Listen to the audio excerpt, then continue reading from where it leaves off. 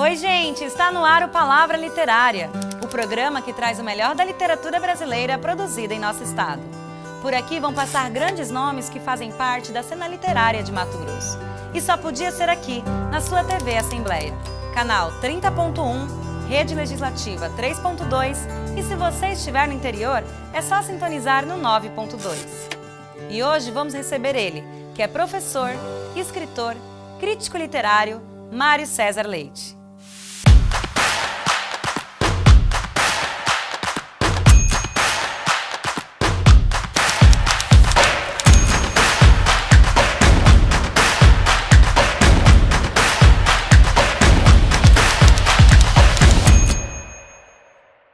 Meu nome é Mário César Silva Leite, eu sou casado, professor universitário, escritor, crítico literário, cozinheiro, gosto de cozinhar. Quando você escreve, você desemboca, você deságua, né, as coisas que já estavam ali se processando. Né? Então eu acho que, primeiro eu não acredito que haja um escritor pronto. Eu acho que você está sempre em processo, né, em modificação, em transformação, em abertura mesmo. Quer dizer, é sempre como se diz, uma retroalimentação daquilo que você produz, o resultado do que você produziu, daquilo que você recebe enquanto retorno, né, daquilo que você continua vivendo e experimentando, né, porque escrever tem muito com isso, tem muito a ver com isso. Né. Carreira de escritor e escritora, né, ela na verdade é sempre uma carreira paralela, na grande maioria das vezes, né? Sim, pouquíssima gente hoje em dia mais até, né? Mas pouca gente vive de literatura, né? De publicação e tudo mais. Então todo mundo tem uma outra, né? Uma outra profissão, mas não desistam, né? É importante o próprio exercício, né? E entender que nada, nem a gente, nem o mundo, nem a vida está pronto. As coisas aí estão exatamente para isso, né? Para serem vistas, vividas, experimentadas, lidas, curtidas, conversadas. Isso que é o bom da vida, eu acho.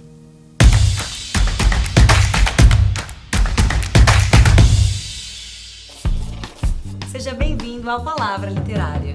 Obrigado, muito obrigado. Estou muito feliz e honrado de estar aqui com vocês. Para a gente começar esse bate-papo, você comentou que é de Londrina. Como que foi a sua chegada aqui em Mato Grosso? Então, minha irmã se casou, mudou para cá. Eu estava em vias de me alistar no quartel, estava com 18 para 19 anos. Isso foi em meados de 1979, né? E aí, como eu vim para cá, eu acabei então me alistando aqui, porque a família ia ficar. E nesse ínter, a família acabou voltando e eu fiquei por conta do Exército. Já tinha também me ligado ao grupo de teatro Terra, né, que era o grupo dirigido por Glorinha Obuês, é uma figura genial, né, hoje em dia uma cineasta maravilhosa, né, e naquela época era uma dramaturga, uma diretora, uma intelectual, né, muito genial, muito incrível.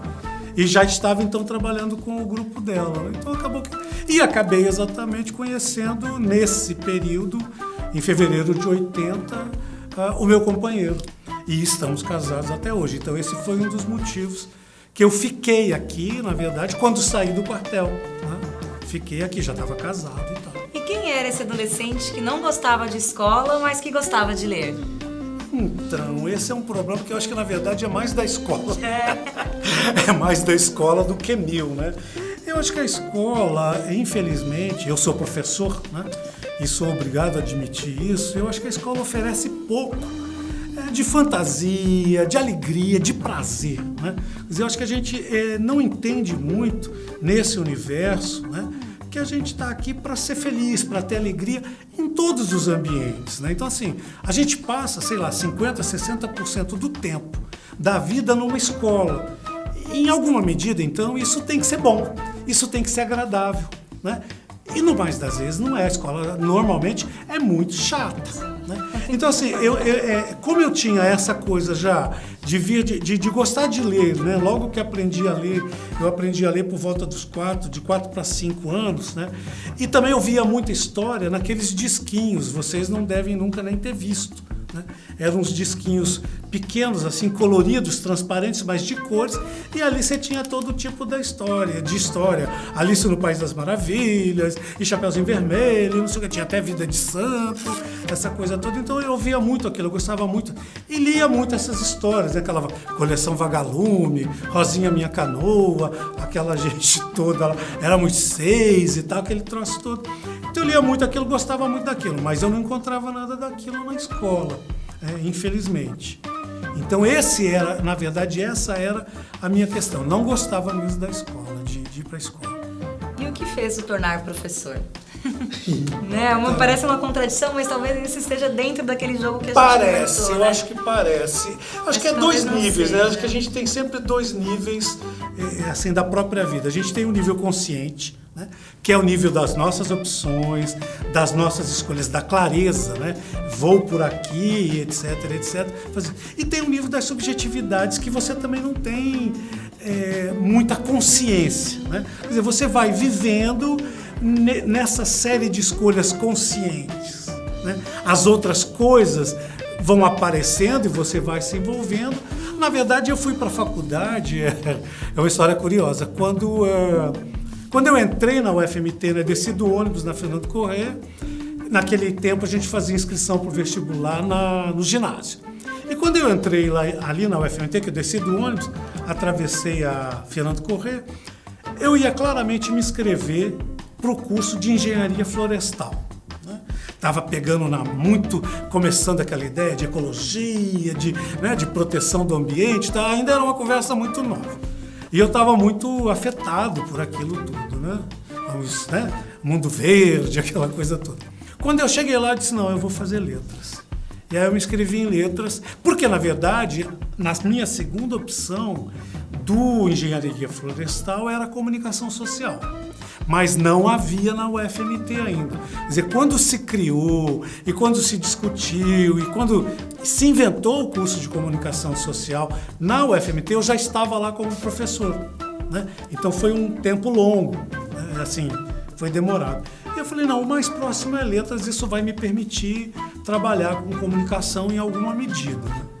Mas ali eu comecei a encontrar exatamente um universo literário, não só da literatura brasileira, não só da literatura brasileira produzida em Mato Grosso. A gente tinha um conjunto de professores e professoras fascinantes, né?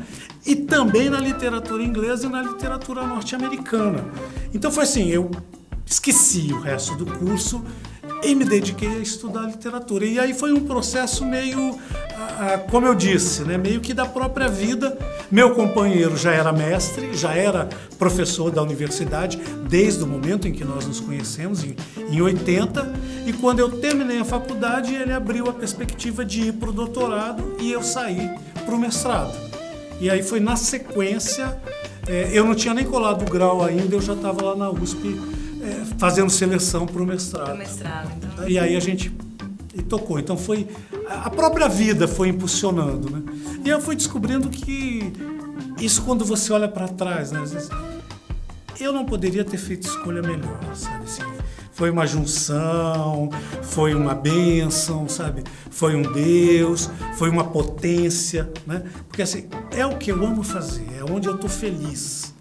Assim, eu estou em vias de me aposentar. Você vai se aposentar? Eu digo, eu não tenho o que fazer, entendeu? Vou botar pijama e ficar em casa. Acho que não, vou continuar fazendo. Enquanto os alunos não estiverem me jogando tomate, então tá bom, tá bem. Tá legal. E hoje você leciona? Você continua em qual sua área em específico? Literatura brasileira. Eu trabalho basicamente com crítica literária, né? Quer dizer, como estudar a própria literatura, né? E com os movimentos literários e tal. E na pós-graduação eu tenho trabalhado com cultura e literatura na América Latina. Então hoje você está dentro da graduação e da pós-graduação? Dentro da graduação e da pós. Tem orientandos de mestrado, de doutorado, estagiários de graduação, porque a meninada vai para outras escolas, né, dar aula, fazer os estágios, né, no ensino médio e tal. É bem bacana. Mari César Leite, o papo está ótimo, mas eu vou precisar chamar um intervalo e a gente já volta para continuar essa conversa. Tá ótimo, ok. E você aí de casa, voltamos logo com Palavra Literária. Aproveite para nos acompanhar nas redes sociais, @AssembleiaMT.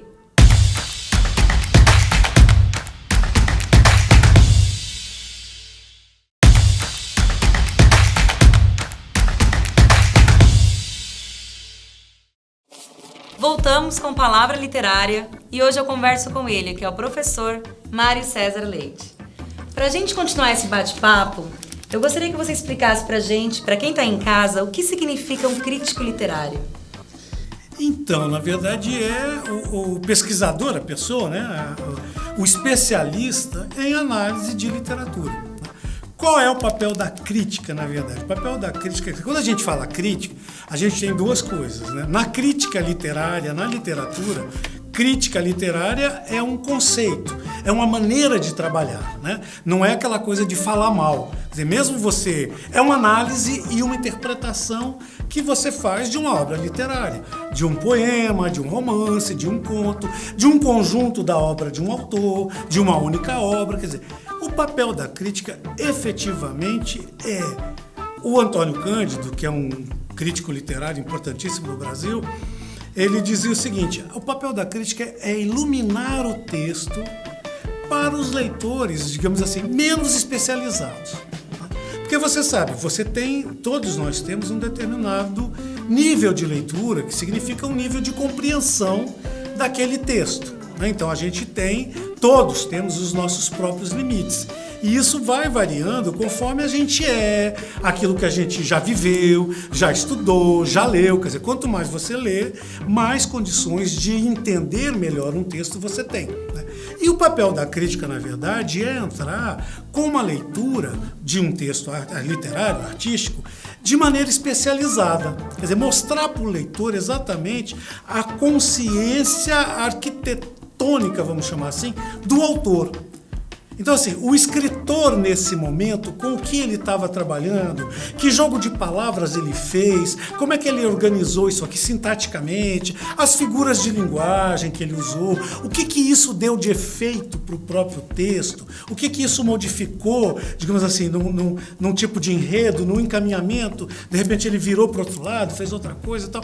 Como é que isso funciona? Então, o papel da crítica é basicamente esse. E esse é o meu trabalho, basicamente, com a literatura brasileira produzida em Mato Grosso. Já estudei Luciane Carvalho, Silva Freire, Vladimir Dias Pino, né? Ricardo Dick, essa gente toda aí. E você tem algumas obras publicadas, né? Você pode falar pra gente um pouquinho quais são essas obras? Também tem obras de contos ou somente de críticas literárias? Não, tem algumas coisas de crítica e estou indo agora para o segundo texto de conto, né? Isso aqui, na verdade, são esses dois aqui. Isso aqui... desculpa. Aqui é a minha tese de doutorado, que foi feita na PUC, defendida na PUC de São Paulo, no programa de Comunicação e Semiótica, né? Foi publicado nessa coleção, chamada Coleção Tibanaré, de estudos de literatura mato-grossense. É uma coleção que eu criei, etc., editei e tudo mais, sou o editor. Ela recebeu a chancela da Unesco, que é um selo importantíssimo, né? E em 2003 está comemorando 20 anos. Aliás, o mês que vem a gente vai fazer uma festinha em comemoração aos 20 anos do Águas Encantadas de Chacororé. Na verdade, é uma pesquisa sobre os mitos d'água no Pantanal, né, de Mato Grosso, basicamente centrada na Baía de Chacororé, com relatos, com narrativas e tudo mais, né? Então, esse aqui é de 2003. 2005... Não é exatamente crítica literária, né? É um trabalho de pesquisa em cultura, em memória, em oralidade, essas coisas, narrativas orais. Aqui eu organizei em 2005, né? Chama Mapas da Mina, Estudos de Literatura em Mato Grosso. É um livro de 2005, são 10 artigos, cada um de um pesquisador e de uma pesquisadora, sobre um autor ou sobre uma autora que produz em Mato Grosso, né?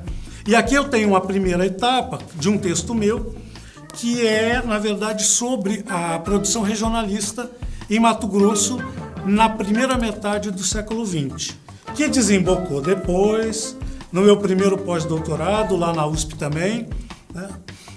Que é nesse livro, que é onde eu junto, né, a primeira parte, os estudos sobre regionalismo no século XX, na primeira metade, e na segunda metade, basicamente observando Silva Freire e Vladimir Dias Pino. Aliás, essa capa foi um presente do Vladimir para mim, né? E a capa anterior é do João Sebastião. E aí, capa do João Sebastião também, meu memorial descritivo para professor titular na universidade, né, que eu nomeei de memorial indescritivo, né, porque na verdade eu conto parte da minha vida pessoal e tudo mais. E o livro de contos está aqui. Tá, é o primeiro só com contos meus. Eu organizei outros, não achei lá em casa para trazer na hora. Né? Mas esse aqui é o meu primeiro livro de contos individual. Recuerdos de mi abuela e outros estilhaços em charla. Charla é mais ou menos isso, só que a gente está com o tempo controlado. E a charla é um bate-papo, não tem esse, você fica na cozinha depois do almoço e jogando conversa fora. Isso é uma charla, né? Então, na verdade, a proposta do livro é um pouco isso, né? É fazer essa conversa. Então, tem várias histórias, tem alguns contos bastante biográficos, né? Embora eu acho que tudo é biográfico e tudo ficcional, mas o conto Recuerdos de mi abuela não tem nada de biográfico em tese, né? Que é a história de uma pessoa, de um homem, que aparece em todos os tempos da vida dele, né? Como se fosse um quebra-cabeça. Ele foi criado pela avó, daí a abuela, e a avó era dona de um puteiro, e ele foi criado ali naquele puteiro, então tem a vida das meninas, das mulheres, né?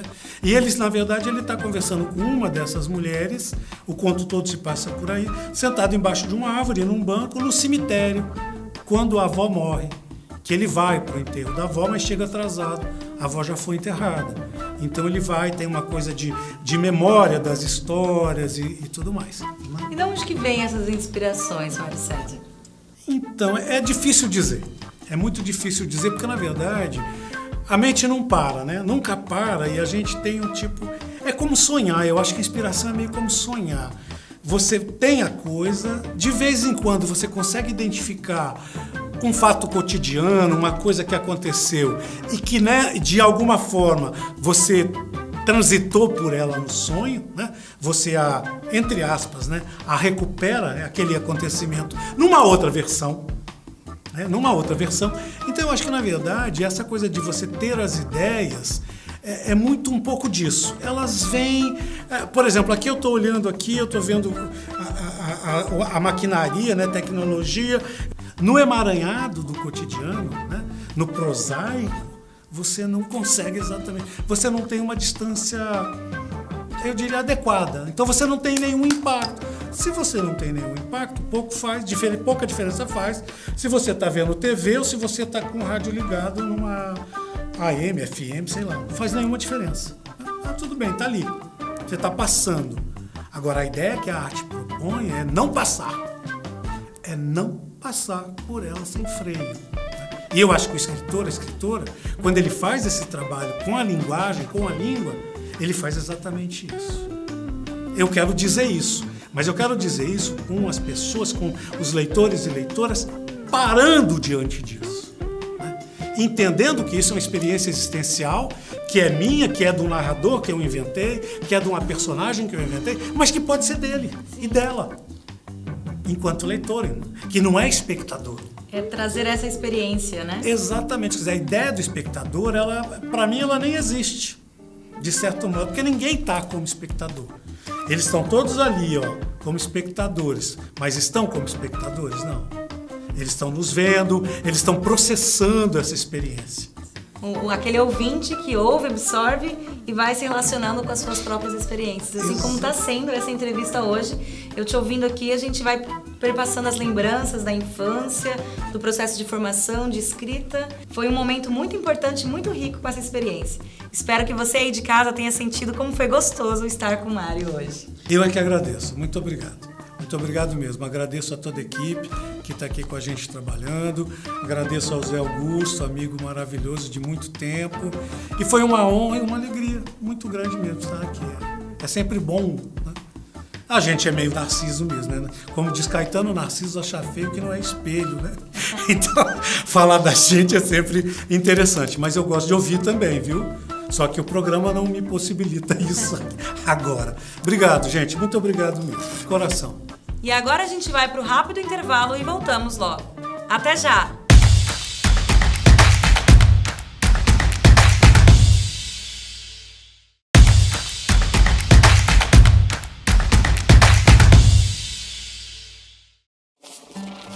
Estamos de volta com Palavra Literária. E nesse bloco, a escritora Marli Walker comenta o seu encontro com a Unemate e a inclusão do seu livro Jardim de Ossos como leitura obrigatória no processo seletivo da instituição. Acompanhe aí! Em 1996, quando eu fui fazer letras na Unemate, se iniciou essa história da minha relação com essa universidade que nasceu com essa vocação interiorana, de cuidar, de formar aqueles que quisessem, que precisassem de uma formação em todo o interior do estado. Então, lá estava eu, no norte, né, no famoso Nortão, em Sinop, e fui fazer letras. Concluí o curso no ano de 2000, naquele mesmo ano levei o currículo para as escolas, fui chamada e logo na sequência eu pude fazer uma especialização em literatura, infanto-juvenil e ensino, também na mesma universidade. Depois, durante o mestrado aqui em Cuiabá, na Universidade Federal, eu pude lançar o meu primeiro livro de poemas, O Pó de Serra, que foi pela editora da Unemate. Bom, depois de um tempo, já com o doutorado concluído, então eu sou convidada para atuar no programa de mestrado da Unemate, também no campus Sinop. Aliás, antes disso, eu tinha voltado como professora no curso que me formou, né, o curso de letras de Sinop. Então, aí, já depois do doutorado, eu me credencio no programa de mestrado e consigo contribuir também, né, nesse programa de pós. E agora, para fechar, esse meu livro, Jardim de Ossos, é selecionado como leitura obrigatória no vestibular da Unemate. Então, eu falar da Unemate é falar da minha vida, assim, indissociável eu pensar a Marli professora, a Marli escritora, fora desse contexto da Unemate. É uma história de vida mesmo, e eu sou muito grata a essa instituição, por tudo aquilo que ela me proporcionou. Eu tento devolver de alguma maneira, né? Mas é incomensuravelmente maior e mais transformador o que a Unemate fez por mim do que eu por ela. É uma espécie de ciclo assim, que se fecha de alguém que entrou para a Unemate como estudante, como universitária, e agora tem uma obra na relação desses livros. E assim, que relação, né? Junto com Santiago Vilela Marques, que é um amigo queridíssimo que se foi também de Sinop, do Nortão, junto com a Chisiane, né? Junto com o Casal Dáliga, com o Chico. Então, assim, eu recebi com muita alegria e acho que é para mim inimaginável, né, ter um livro constando nessa relação, especialmente pelas que foram já citadas antes, que já constaram antes, né, a Lucinda e a Luciene.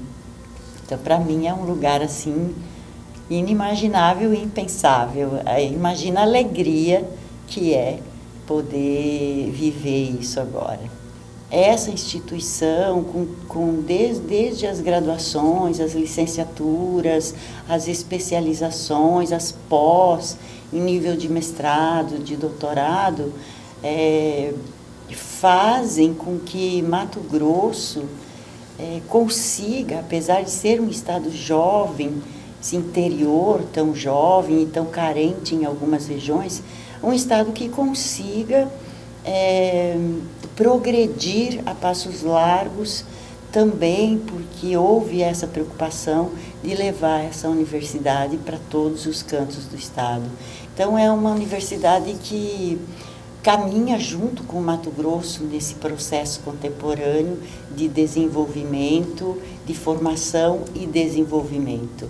Uma grande universidade, um grande projeto. O Jardim de Ossos, ele é um livro que surge antes da pandemia, num período que eu tive uma licença do trabalho e eu pude recolher assim algo que eu já tinha iniciado, mas que estava perdido para lá, para cá, nos arquivos. E eu recolhi, mexi naquilo que eu julguei que era possível retrabalhar e criei muita coisa nova.